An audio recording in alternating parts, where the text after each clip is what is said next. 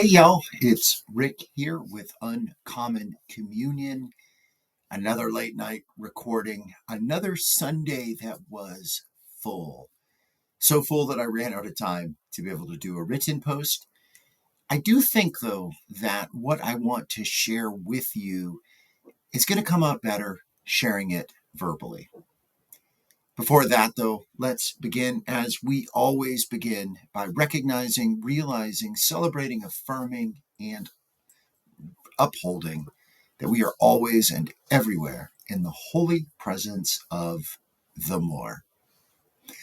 Before I share with you two moments from Sunday that were particularly deep and meaningful, and I think for me, quite significant, I want to share with you the first of two reflections. These are ones that I have shared from before. The first one is from the centering prayers that I use often here. And then the second one is from the Meister Eckhart reading. And we'll close with that one. First, though, is the centering prayers. And I read this morning and was struck by a phrasing in it, but it held to be very true for the day. So here it is. Abba, saturate my heart with the qualities of your spirit. Draw me deeper into your presence beyond the silence. I ask for help today with all the questions I ponder and live with. Where I object to the way things are, help me to live in trust.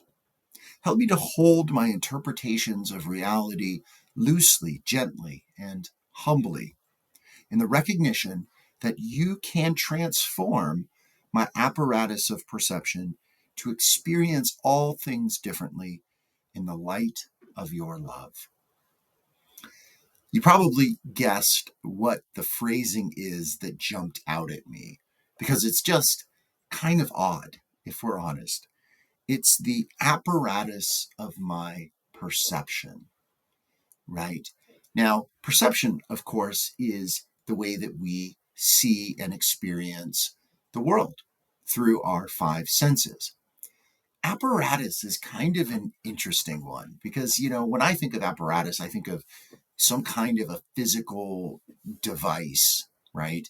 That is complicated, that has many parts that, I'm thinking, as I think of an apparatus, for some reason, I'm thinking of a tripod, right? Like that old tripod that the original cameras would be on with the flash that would, actually explode, right?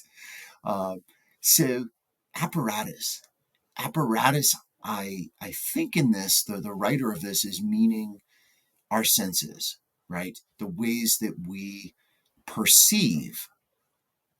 That said, I think he's also getting at something that is beyond our five senses. I came across an interesting article the other day that talked about the different senses that our body has. And I think beyond the physical senses, there is this intuitive sense. There is this way of seeing that I think we can call faith.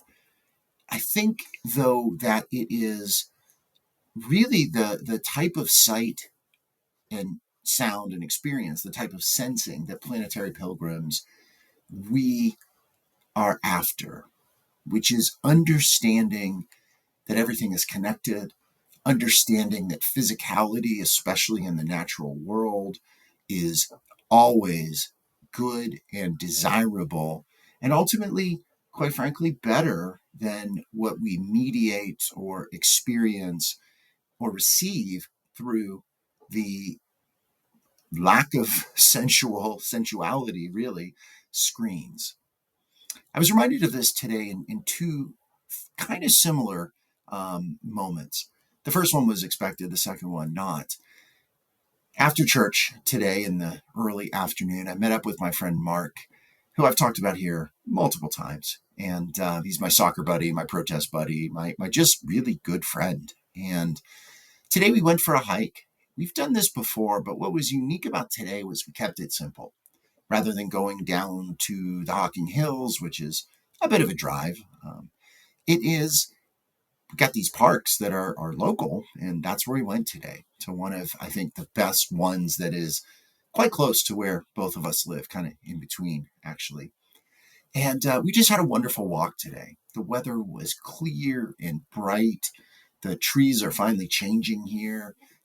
There was a crispness, but also a warmth. It was one of those days where I was in layers and I had to keep on zipping and zipping. And, it was just kind of one of those in between kind of days. And the conversation that Mark and I had as we walked through the woods was really powerful. He shared with me things that have been significant for him with people in his life, and just a major shift that is happening. Also, I shared with him a couple of things from my history that were very relevant to the conversation. I didn't plan to share. These are some of the deeper, more personal parts of my history, and it just flowed. And it just was a really just good connection. Plus, we got to walk 3 miles and had a really just a good walk in the woods. Hope that Mark and I can do this again soon. One of the nice things about where we live here in Central Ohio is that most of the time, even through the winter, you can get out. And these parks have winter hikes, and hopefully Mark and I will do some of those. I really enjoyed those last year, and I'm hoping to do a few of those this year as well. Last year I did them by myself for the most part, and this year hoping to bring a friend. The second thing that was the surprise was I had about an hour or so to fill while my wife had some tasks that she needed to complete, and decided that it was, again, a beautiful afternoon, just a continuation of the beautiful early afternoon. So I took my dog, Lucy, and we went to a park, a small park, playground, really, behind our public library. And Lucy and I, were sitting on a bench in the sun, and a mom age, a little bit younger than me, but a mom person, mom came over and said, "Hey, can I sit with the, there were other benches, but she said, can I sit with you on the bench? And it's the only one in the sunlight." And I said, "Sure." And we started talking, and her little guy was running around, and we had a really nice conversation. It wasn't profound, it wasn't deep, but it was unexpected, and it was sincere. And there was another kid on the playground who was attached to a dad, who was sitting on the next bench over in kind of the shade. And he eventually joined into the conversation. And the two kids were playing, and the three adults, myself, as part of that trio, were talking, and my pooch was enjoying being petted by the various people. And it was just a really lovely experience. And the weather was great, too, in the midst of this. I think it was a reminder for me of this idea again of the apparatus of perception, right? When I am present and aware and open to disruptions, amazing things can happen, right?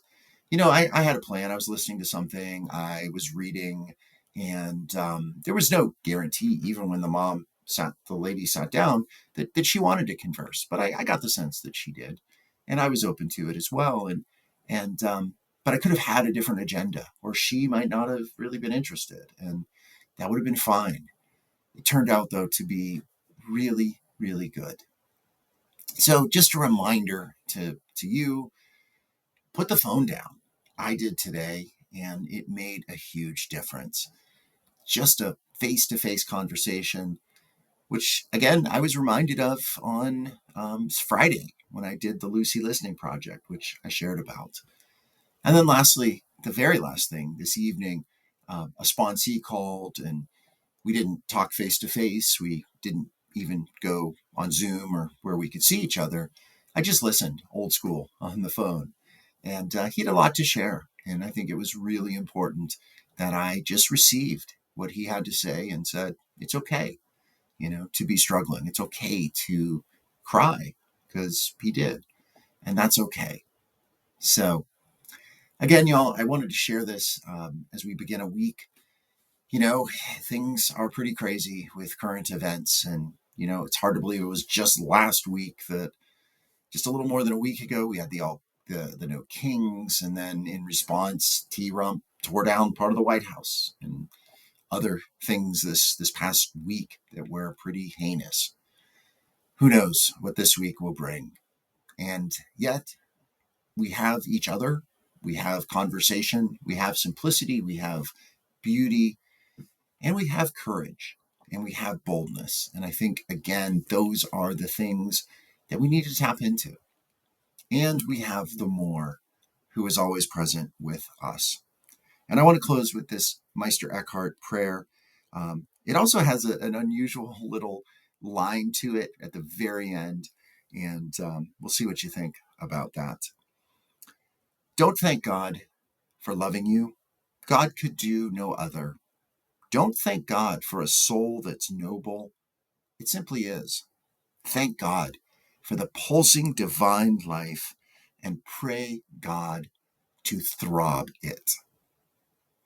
Yeah, there's an interesting word. You don't hear the word throb that often. And when we do, it's usually in a context that's a little weird, perhaps, or painful, throbbing pain, right? But I think what this is saying here is this idea, this pulsing divine life that is everywhere and always around us, asking God, praying to God to increase the throbbing, the sensation of it, the feeling of it, right? So that we can be more aware and more present in the midst of it.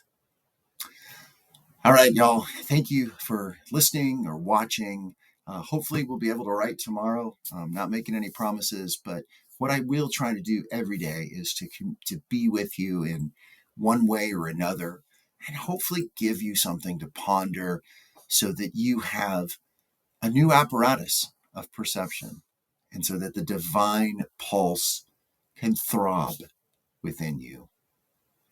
All right, y'all. Blessing and good. Be bold. Be well.